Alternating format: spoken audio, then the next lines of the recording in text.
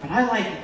So we're praying for this for my mom and for my sister. I said, I want my sister to know God through his word. I want her to feel a hunger. I want her to feel like it was her last day and she had to know the truth, and not from Oprah Winfrey. And I prayed that my daughter would be emptied of, and it's funny because we actually use the word emptied. We prayed that my daughter would feel emptied of the addiction of bulimia. So we start praying this.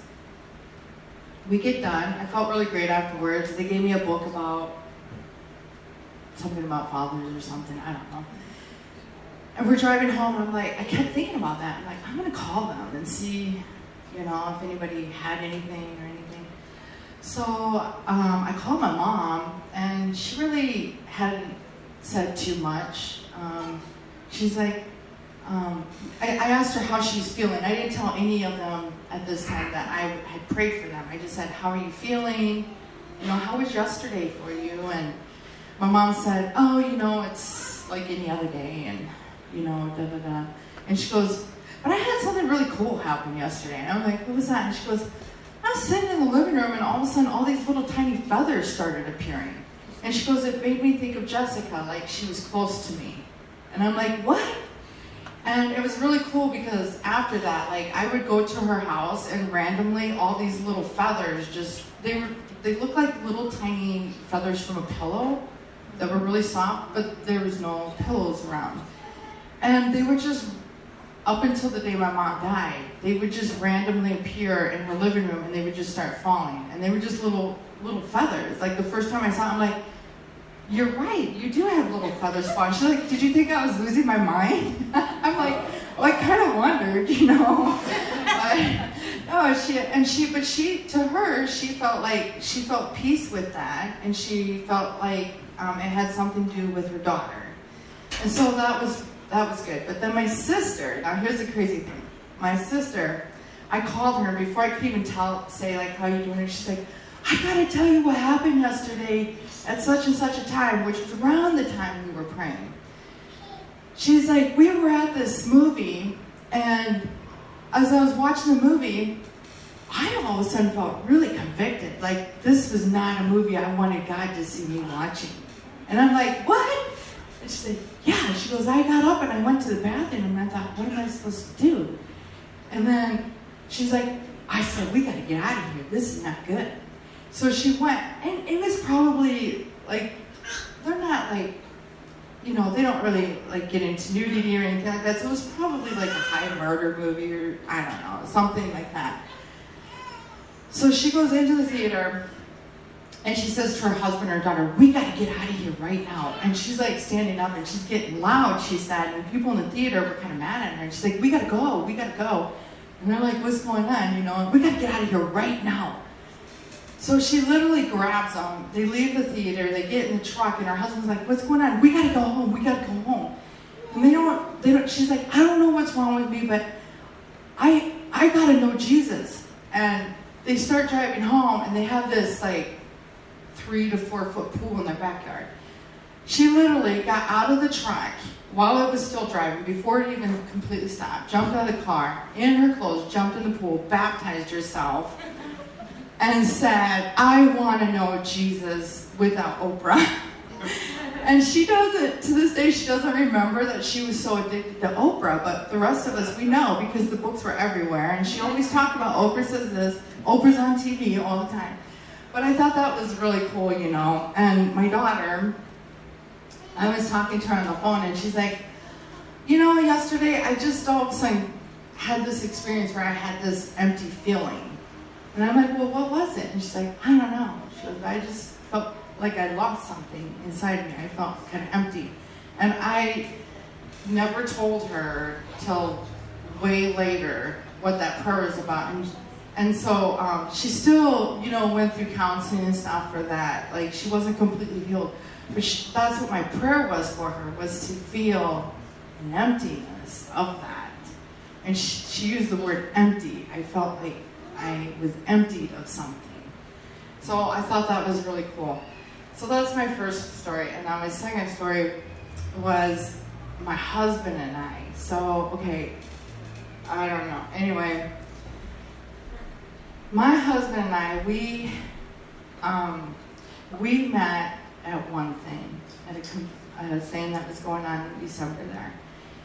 We met each other, and we were just friends. And my husband, I always feel kind of weird talking about this, but my husband and I, there's a really large age gap between the two of us. But the thing of it is in my life at that time, he knew Jesus the way I knew Jesus. And he was hungry for a friend, and I was hungry for a friend. Neither one of us really had anybody to grow in God with. Neither one of us had. I would cry. And because I had nobody to talk to, I had all these prophetic words, and God was giving me all these visions, and I couldn't really share them with anybody. And some of the things that the Lord was sharing with me was a little traumatic. Some of it really broke my heart. I was so saddened by some of the things. And I didn't have anybody to share that with. And at that time, I met my husband. We talked on the bus, and then there was like 6 months. We didn't even know each other's names. We didn't, nothing. We just had this talk on this bus. And then one day I became so sad. I told my daughter, Ashlyn, and her husband, they were dating at the time. I said, I don't have anybody. I have no friends. I have nobody to talk to. And I need somebody who believes in this. And her boyfriend, her husband at the time, was like, yeah, Ashlyn and I, we were just talking about this. Like, we know somebody you should meet. And Ashlyn's like, yeah, she reminds me of your childhood friend Amy, and she's going to a place called the Lord's House. We want you to meet this lady named Cheryl. And I said, oh, okay, we had never met before. So I go to the Lord's House, and we ended up seeing each other on Facebook, so we knew what each other looked like. Is that right? Am I remembering that right? So we go to the Lord's House, and lo and behold, this guy, David, is also there. Not only is he there, Cheryl and I are praying together. We're getting a prophetic word from the Lord. And he's like, can I talk to you? And I'm like, you gotta wait just a little bit. Like, I thought he was kind of like, come on, dude, really, I'm with somebody right now. But, so we only met each other this once. So then after that day, we were around each other all the time. We were best friends. We connected. And I felt like, I was supposed to meet Cheryl and David both there. Because the Lord kept putting David on my mind all the time. And I got frustrated. I said, Lord, I don't even know this guy's name. I don't know where he lives. I know nothing about this guy. So if there's something you want here, like if you want us to talk about something or something, you're going to have to do something. Because I don't even know who this guy is. And sure enough, he was there. So we start hanging out. We become best friends. And that's all it was. There was nothing else there. We had no physical attraction to each other, nothing. And then the Lord started speaking to him and I both that we were going to be married. No. That's not going to happen. We both were like, no. We both tested it out hardcore. Like, no. He's my daughter's age. This is not going to happen. So that was really kind of gross to me, actually. I remember the first time you revealed it to me, Cheryl noticed it. I really seriously thought I was going to pass out. And I was actually at Vineyard when the Lord revealed it to me. We were at the gathering place. I thought I was going to pass out for real. And Cheryl's like, what did the Lord just reveal to you? And I'm like, I can't even speak. I can't even say. So then I told her, and she's like, I knew it. I was like, no, this is not going to happen. So then, this went on for a while, and then we actually started like, yeah, I really love this person, like we really loved each other as friends. We were like telling people, if I ever get married again, and he's like, or if I ever get married, like we were talking about our future spouse to each other, And we're like, if they don't like you, it's not going to happen because we're going to be best friends forever, all this stuff, And so then then it just overcame us. Like, we knew, okay, we are going to be married. And we're like, yeah, I really do love you. But we never said anything about dating. My husband, like, I didn't. I had 2 kids before I met him. But we like kind of saved ourselves for each other. You know, we tried to do everything right. We never even kissed to our wedding. And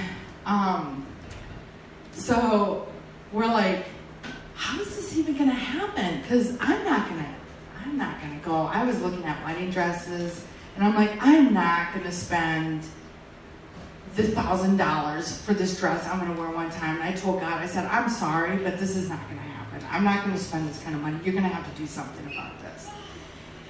And the weird thing about it was, I had my mind set on this one dress. A long time ago, I had a dream that I would get married again. And my brother got a visit from the Lord, and the Lord told him, like, 4 years before I even met my husband, that I was going to marry a guy, and he was going to be my daughter's age. He was going to be the best man I ever met, and he was going to be my best friend, and he was going to take good care of me, and that really is my husband. Anyway, so I told the Lord, I said, I had this dress in my mind because I had a dream, and I knew exactly what this dress was going to look like. So I was looking for this dress. If God was going to have me get married, I was going to have this dress. So I saw dresses like it, and I'm like, I am not spending $6,000 for this. Is not going to happen. So I'm driving home, and I'm driving down the road, and all of a sudden there's this car beside me, and it's my stepdad and my brother, and they're like waving at me, telling me to pull aside. I pull aside, and my stepdad's like, hey, and we hadn't told anybody that we were planning on getting married. And my stepdad says, hey, I've never really had an encounter with the Lord or anything. He's like, but I felt like Jesus told me I was supposed to give you your mom's wedding dress. And I'm like, what? Now, you gotta understand, this wedding dress was ugly. I did not like it. So my mom, bless her, she loved it. She looked beautiful, but this was not me. Like, this is a big poofy thing. Like, it came up like old English. It had a princess thing going up. And you remember Ashland? It was ugly, was it not?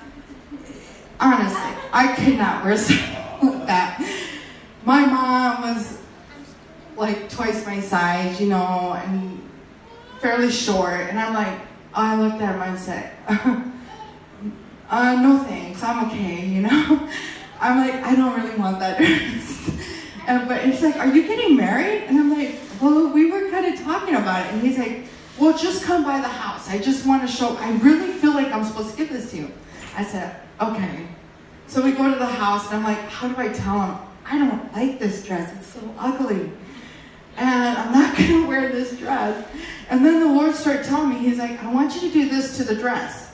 So he told me to tuck all this princessy looking stuff, and all on the sleeves and the neck. And then he told me that there were buttons in the back of the dress, which I never knew. But here's the weird thing. When my mom passed away, nobody saw this dress. We didn't even know my mom still had the dress. Like, my sister and I were like, what happened to her dress? But we didn't want to say anything because, anyway, that's another story. So it was kind of weird that he even still had this dress, because he said to us, he said, I felt like I was supposed to hide this dress because I felt like one of her kids was going to need this dress. And this was years before. So, okay, the Lord tells me, he's like, you know, there's buttons in the back of that dress. And he's like, if you look at it, you can undo that poofiness. So he's telling me to do all this stuff with the dress. I could not believe this. After I did everything the Lord told me to do to make all these changes, it was the same dress in my dream. It was the same dress. I started bawling. I was like, this is the same dress. How did this ugly dress become so beautiful? And so that was part of it. And then I go home, and I tell David about this, and then he's like, oh, that's really cool. And then I get a call from this lady, Shelly. David and I had only met her once, maybe twice. Shelly from... Yeah. Sam Balt.